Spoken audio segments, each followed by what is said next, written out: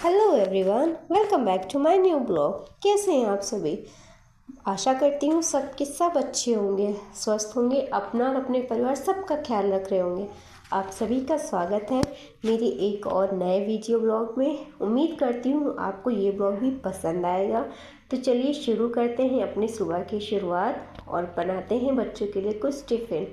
आज कुछ ऐसा बनाया जो इससे पहले मैंने कभी नहीं बनाया था और मुझे बनाना आता भी नहीं था।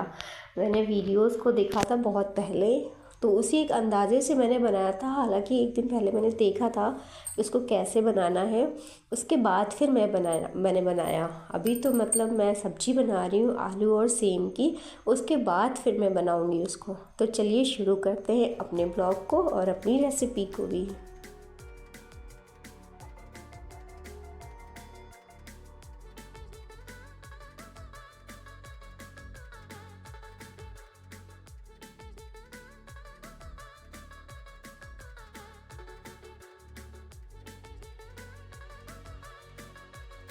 एक तरफ तो सब्ज़ी बनती है और दूसरी तरफ गैस खाली रहती है, तो साथ ही साथ चाय भी बन जाती है क्योंकि सर्दियों का सीज़न है।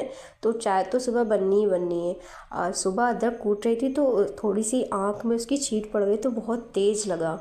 तो काफ़ी लगा, लेकिन थोड़ी देर के बाद ठीक हो गया। चाय आज गुड़ की बन रही है। गुड़ की चाय हमारे यहाँ बिना दूध की बनती है।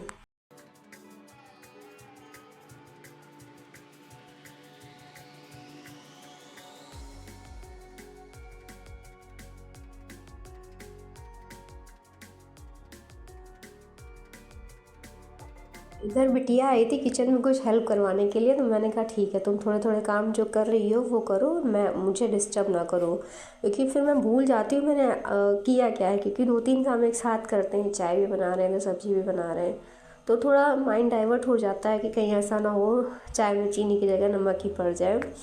तो इसलिए थोड़ा मैंने कहा डिस्टर्ब ना करो और मुझे काम करने दो।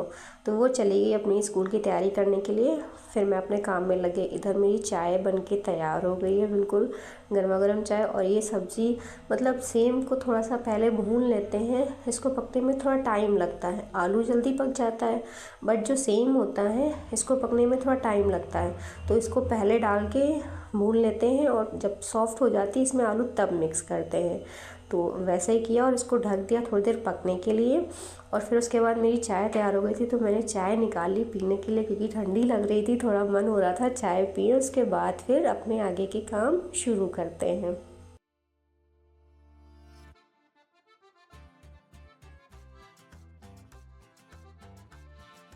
अब ये सारी सब्जियां और ये सारा सामान देखकर एक अंदाज़ा तो लग ही गया होगा कि आज मैं एक्चुअली में बनाने वाली क्या हूँ। तो सब्ज़ी मेरी पक गई थी और मैंने कढ़ाई धुल के फिर से रख दी, क्योंकि एक ही कढ़ाई है उसी में सब कुछ करना रहता है, तो थोड़ा टाइम लगता है। सबसे पहले पनीर को फ्राई किया। जी हाँ, बिल्कुल मैं बना रही हूँ आज पनीर मंचूरियन, जो कि मैंने पहली बार बनाया। और खाया मैंने है, बट बनाया मैंने पहली बार है। तो उसके लिए थोड़ी सी काली मिर्च कूट रही थी, अदरक वगैरह डाल के, और सिंपली बिना लहसुन प्याज के ही बनाया था। मैं कोई रेसिपी आपको नहीं बता रही हूँ, बट मैंने आज बनाया था और किस तरीके से बनाया था ये दिखा रही हूँ बस। तो सारी सब्जियां पहले तेल में डाल देंगे हल्के से, इनको थोड़ा सा रफली फ्राई करना है, ज़्यादा इनको पकाना नहीं है, बस रफली इनको फ्राई करना है। और उसके बाद फिर इसमें सॉस डालेंगे। और सॉस आप अपने अकॉर्डिंग डाल लीजिए, जैसे आप बना रहे हो, कम ज़्यादा उसके अकॉर्डिंग डालिए। और सोया सॉस और थोड़ा सा आप विनेगर, ये सब चीज़ें मिला करके इसको पकाएंगे और लास्ट में पनीर ऐड कर देंगे।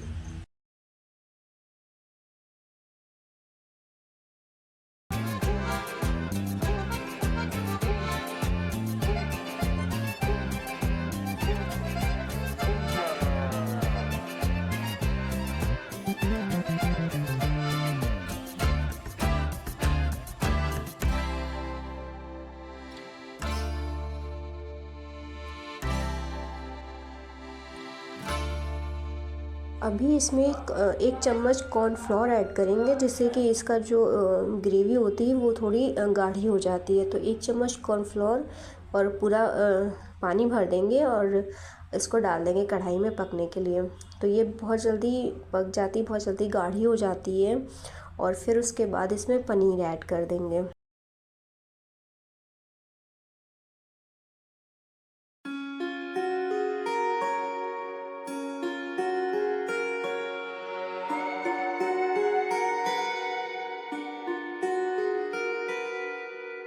और ये देखिए मेरा फाइनली जो मंचूरियन था वो बन के रेडी हो गया है।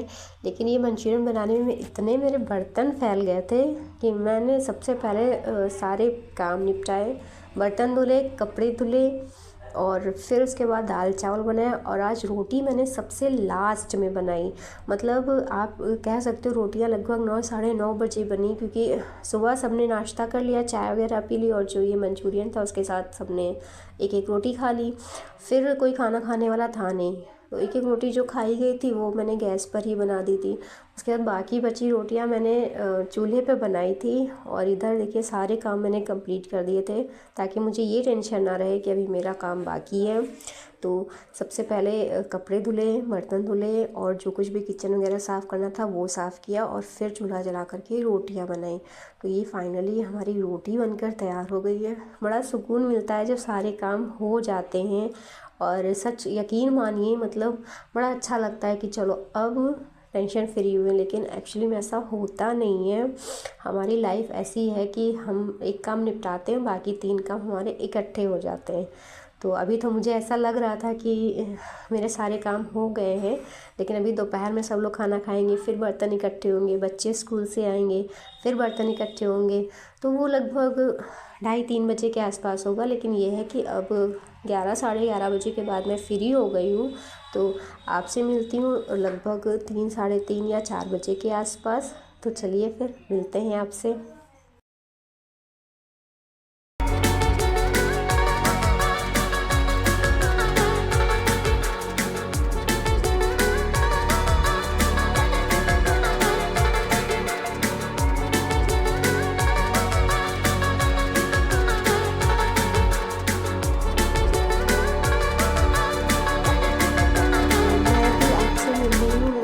साढ़े 4 बजे के आसपास बेटा मेरा होमवर्क डन कर रहा है क्योंकि उसके टीचर आने वाले हैं और मैं किचन में हूँ। अभी मैंने बनाया है हलवा भी चुकंदर का बनाया, क्योंकि 4-5 दिनों से चुकंदर रखे थे, कोई खाया नहीं था तो वो सूख रहे थे। तो मैंने कहा अभी इनको बना देते, सुबह टाइम नहीं मिलता है। तो जो बर्तन इकट्ठे हुए थे उनको धुल के फिर मैं खाने पे लग गई। और खाना शाम का मैंने कुछ अलग सा ही बनाया था जो इससे पहले मैंने नहीं बनाया था, और वो था मूली का कोफ्ता। ये मूली है, रफली चॉप करी है, इसको भी मैंने फ़र्स्ट टाइम ही बनाया था। मूली को पहले फ़ाइन चॉप कर लिया कद्दूकस में, और उसमें बेसन, हल्दी, नमक, अजवाइन ये सब डाल के बढ़िया सा इसको मिक्स किया और इस तरीके से बॉल रेडी करके रख ली। क्योंकि एक बार बना के रख लेते हैं, बार बार हाथ नहीं डालने पड़ते, और मेरी आदत है कि मैं हाथ से ही पकौड़ियाँ बनाती हूँ, चम्मच से मैं बना नहीं पाती हूँ। तो आज मैंने पहली बार इनको ऐसे बना के रख लिया है और इसको मैं चम्मच से उठा के डाल दूँगी, क्योंकि जब तक ये पकेंगी इसके लिए जो भी मसाला तैयार करना है वो सब मैं साथ के साथ तैयार करूँगी। तो चलिए फिर बनाते हैं इसको।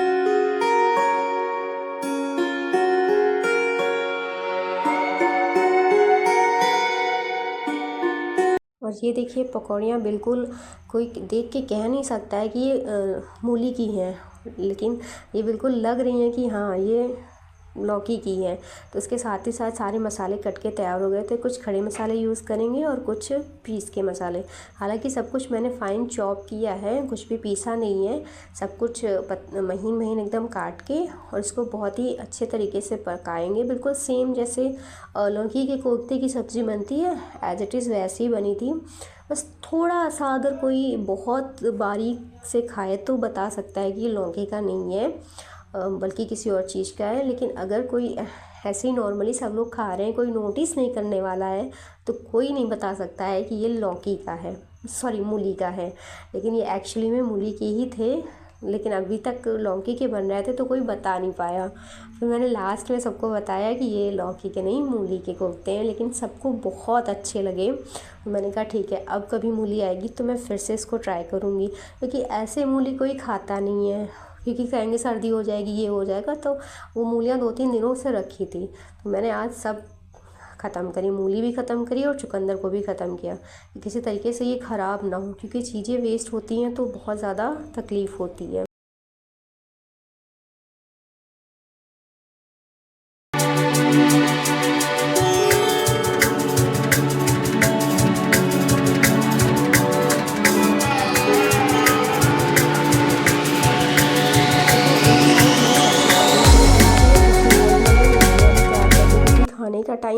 था, लगभग 7:30 के आसपास सब लोग खाना खाते मेरे घर में, तो टाइम भी हो रहा था। तो मैंने लगे हाथ रोटियां भी बना ली, तो सब्ज़ी जैसे ही मेरी पक जाएगी साथ ही साथ रोटियां भी बन जाएंगी, तो सबको मैं एक साथ खाना निकाल के खिला दूँगी। और फिर लास्ट में जो बर्तन होंगे वो सब एक साथ धुल जाएंगे।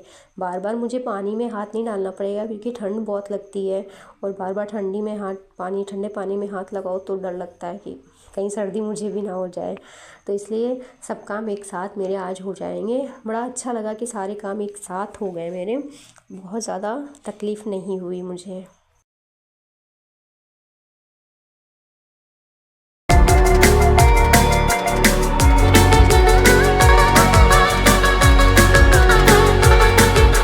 देखिए मेरी सब्ज़ी और रोटी दोनों ही बनके तैयार हो गई है, और सब्ज़ी देखिए तो देखने में कितनी अच्छी लग रही, जितनी देखने में अच्छी लग रही है उतनी खाने में भी बहुत अच्छी लग रही थी।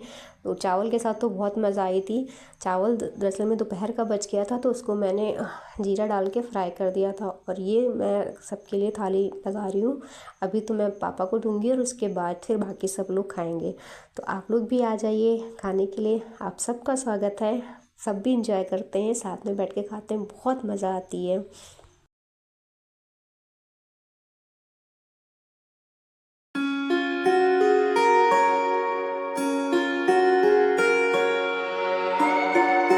अभी मेरे सारे काम हो गए हैं। पापा ने आग जलाई थी लेकिन वहाँ थे नहीं, बेटा था तो वही सेक रहा था, तो मैंने भी अपने हाथ सेक लिया, और उसके बाद फिर सब लोग लेटेंगे।